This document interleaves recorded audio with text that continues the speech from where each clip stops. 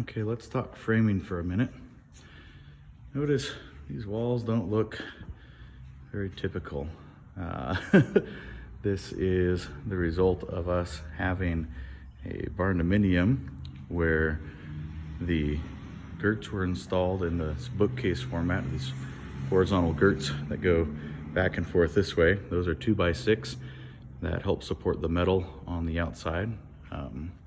And then if we would have just left those as is and tried to finish, well, we wouldn't have been able to be flush with these big 6x8 posts, because this has quite the depth here.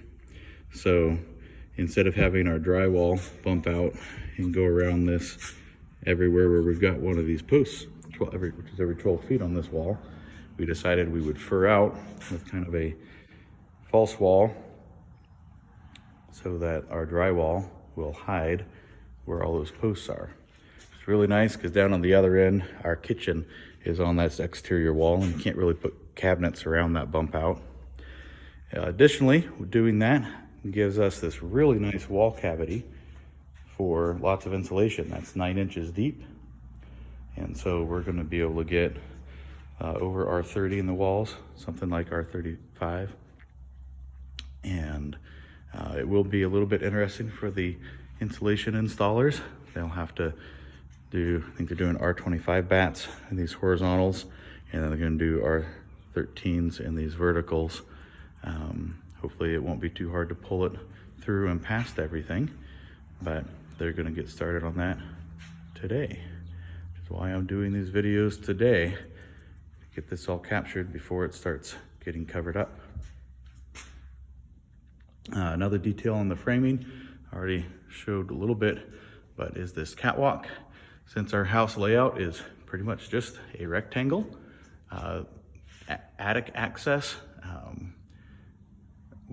for attic access, we put in this catwalk, and it goes from one end of the building all the way to the other. And so we can get in from this nice garage access, and we can then get from one end of the building to the other, mostly walking upright.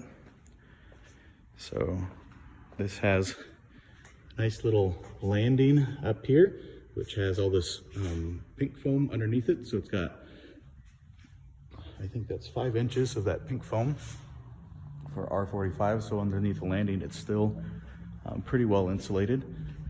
And then right from this platform, you can get onto that catwalk, and you can go from end to end of the building right at the peak of the truss. So you've got the most height you can, and that is just above the insulation level. So you can walk on that without having to smash down your insulation down that center line. And then all the natural gas is serviceable from there, all the pressure regulators except for one. And we tried to put other things along there as well to make it easier to get access to.